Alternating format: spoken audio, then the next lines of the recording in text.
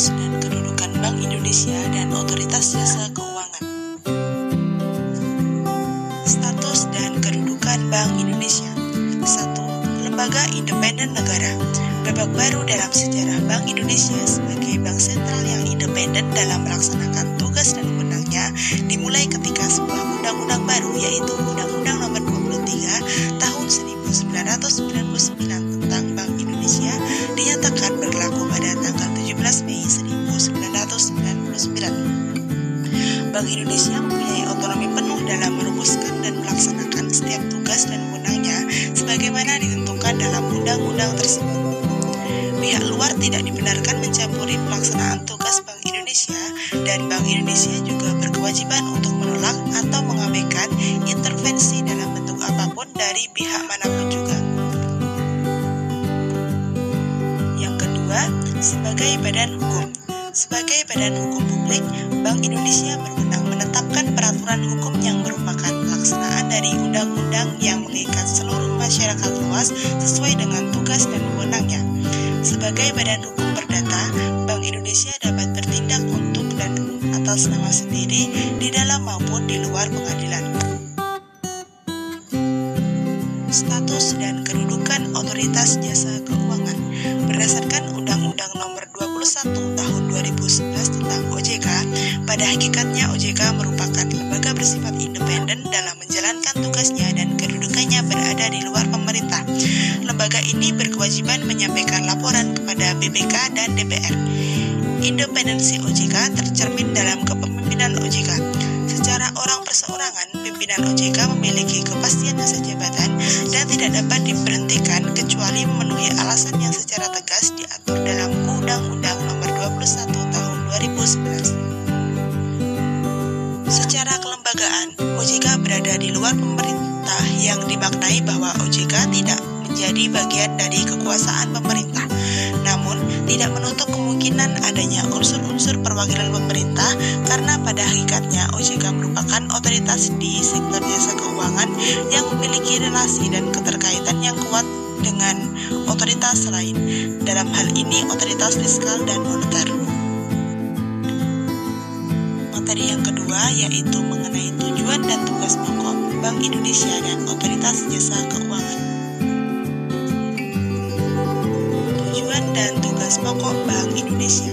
Dalam kapasitasnya sebagai bank sentral, Bank Indonesia mempunyai satu tujuan tunggal, yaitu mencapai dan memelihara kestabilan nilai rupiah. Kestabilan nilai rupiah ini mengandung dua aspek, yaitu kestabilan nilai mata uang terhadap barang dan jasa, serta kestabilan terhadap mata uang negara lain. Aspek pertama tercermin pada perkembangan laju inflasi, sementara aspek kedua tercermin pada perkembangan nilai tukar rupiah terhadap mata uang negara lain. Untuk mencapai tujuan tersebut, Bank Indonesia didukung oleh 3 pilar yang merupakan 3 bidang tugasnya. Ketiga bidang tugas tersebut perlu diintegrasi agar tujuan mencapai dan memelihara kestabilan nilai rupiah dapat dicapai secara efektif dan efisien. Untuk 3 tugas Bank Indonesia dapat dilihat pada gambar pilar di samping kiri. Dalam gambar ini dijelaskan bahwa untuk mencapai dan memelihara kestabilan nilai rupiah, Bank Indonesia harus melakukan 3 tugas. Yang pertama, menetapkan dan melaksanakan kebijakan moneter. Yang kedua, mengatur dan menjaga kelancaran sistem pembayaran. Dan yang ketiga, stabilitas sistem keuangan. Tujuan dan tugas pokok Otoritas Jasa Keuangan. Otoritas Jasa Keuangan dibentuk dengan tujuan agar keseluruhan kegiatan di dalam sektor jasa keuangan terselenggara secara teratur, adil, transparan, dan akuntabel, mampu mewujudkan sistem keuangan yang tumbuh secara berkelanjutan dan stabil, serta mampu melindungi kepentingan konsumen dan masyarakat.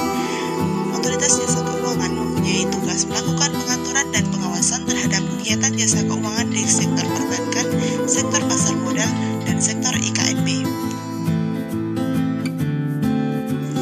Materi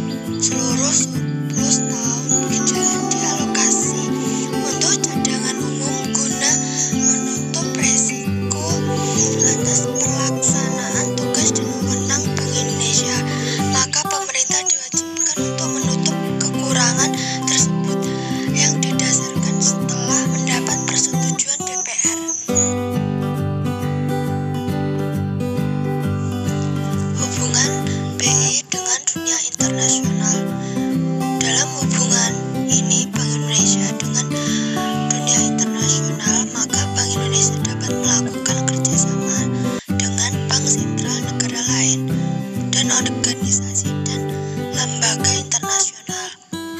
Bank Indonesia menjalin hubungan kerjasama dengan dunia internasional adalah dalam rangka menunjang kelancaran pelaksanaan tugas Bank Indonesia maupun pemerintah yang berhubungan dengan ekonomi, moneter, maupun perbankan. Bank Indonesia menjalin hubungan kerjasama internasional meliputi bidang-bidang: 1. Intervensi bersama untuk kestabilan pasar valuta asing, 2. Penyelesaian transaksi lintas negara, 3. Hubungan koresponden, 4. Tukar-menukar informasi mengenai hal-hal terkait dengan tugas-tugas Bank Sentral, 5. Pelatihan atau penelitian di bidang moneter dan sistem pembayaran. Hubungan OJK dengan pemerintah. Pembentukan OJK akan berdampak pada perubahan atas 4 peraturan perundang-undangan terkait dengan asuransi, pasar modal, perbankan, dan badan pengawasan pasar modal dan lembaga keuangan lainnya. Secara substansi, keberadaan OJK harus dapat menjembatani kepentingan setiap regulator pengawas saat ini.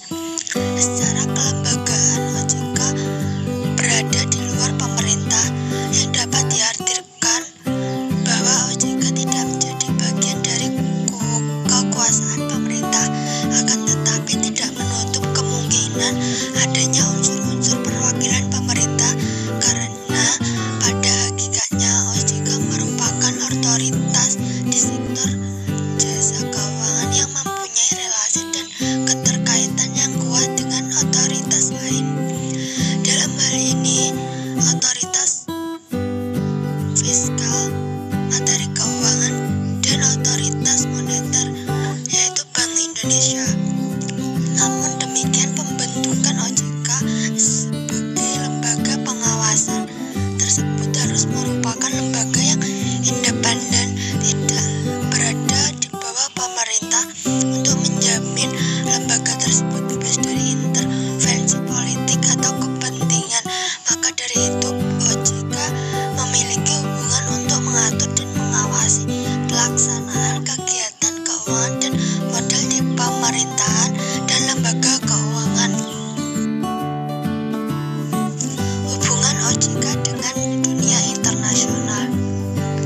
Otoritas Jasa Keuangan OJK memperluas kerjasama internasional untuk meningkatkan kerjasama dalam menjalankan berbagai program pembangunan dan perekonomian.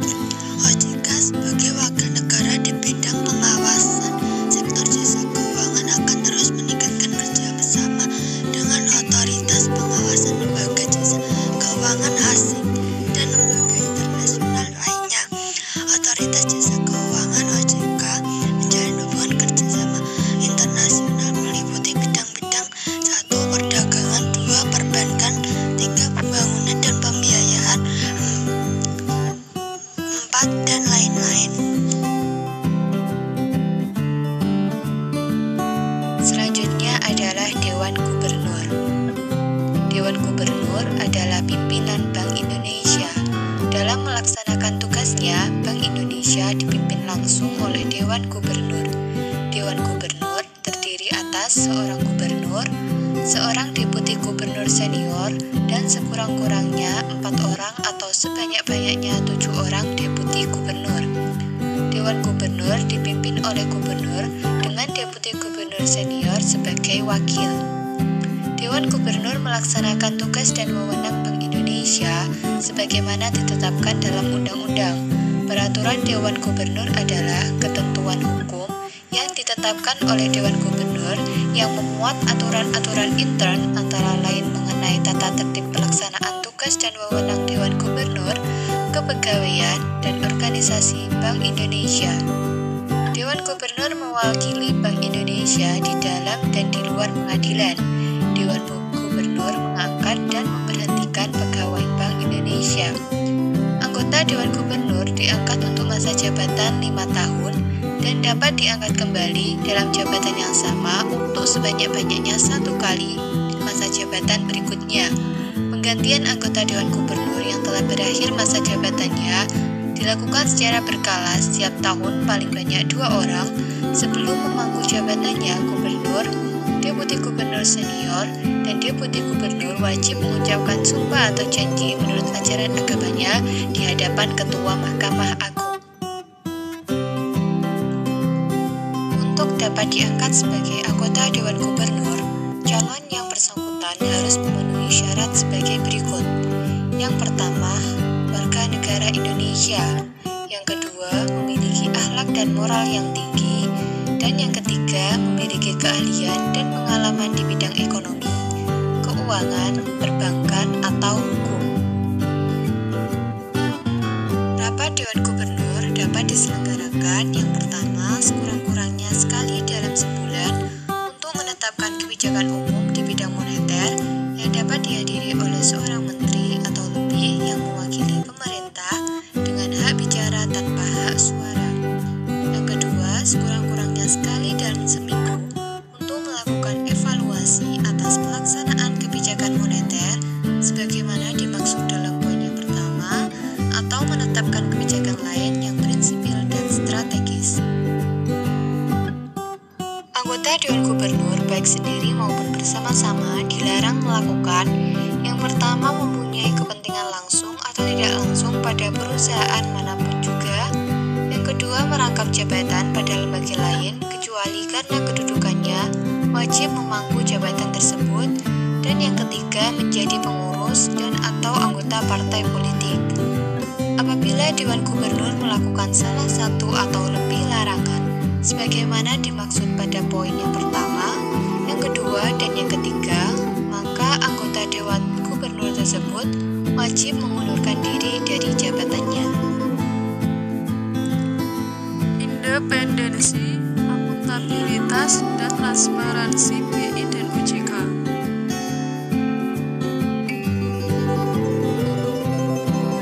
Asas independensi yakni independen dalam pengambilan keputusan dan pelaksanaan fungsi, tugas, dan wewenang OJK dengan tetap sesuai peraturan perundang-undangan yang berlaku. Saat ini sudah ada lembaga yang mengawasi Bank Indonesia, yaitu Badan Supervisi Bank Indonesia atau bisa disingkat BSBI. Sedangkan lembaga supervisi untuk mengawasi OJK sejauh ini belum ada. Peran utama BSBI adalah membantu DPR dalam mengawasi serta memberikan masukan kebijakan bagi Bank Indonesia untuk meningkatkan akuntabilitas, independensi, transparansi, serta kredibilitas. Asas akuntabilitas yakni asas yang menentukan bahwa setiap kegiatan dan hasil akhir dari setiap kegiatan penyelenggaraan otoritas jasa keuangan harus dapat dipertanggungjawabkan kepada publik.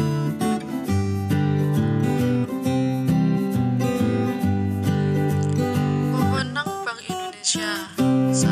Melaksanakan dan memberikan persetujuan dan izin atas penyelenggaraan jasa sistem pembayaran. 2. Mewajibkan penyelenggara jasa sistem pembayaran untuk menyampaikan laporan tentang kegiatannya. 3. Menetapkan penggunaan alat pembayaran. Sedangkan wewenang OJK adalah 1. Memberlakukan peraturan tentang tata cara penetapan pengelola statuter pada lembaga jasa keuangan. Yang kedua, menetapkan aturan pelaksanaan Undang-Undang Republik Indonesia pada nomor 21 tahun 2019 lembaga otoritas jasa keuangan. Yang ketiga, mengambil keputusan peraturan pengawasan pada sektor jasa keuangan. Yang keempat, memperlakukan peraturan tentang tata cara pengenaan sanksi sesuai dengan ketentuan peraturan perundang-undangan di sektor jasa keuangan. Yang kelima, memastikan peraturan tentang tata cara penetapan perintah tertulis terhadap lembaga jasa keuangan dan pihak tertentu. Yang keenam, menetapkan peraturan perundang-undangan di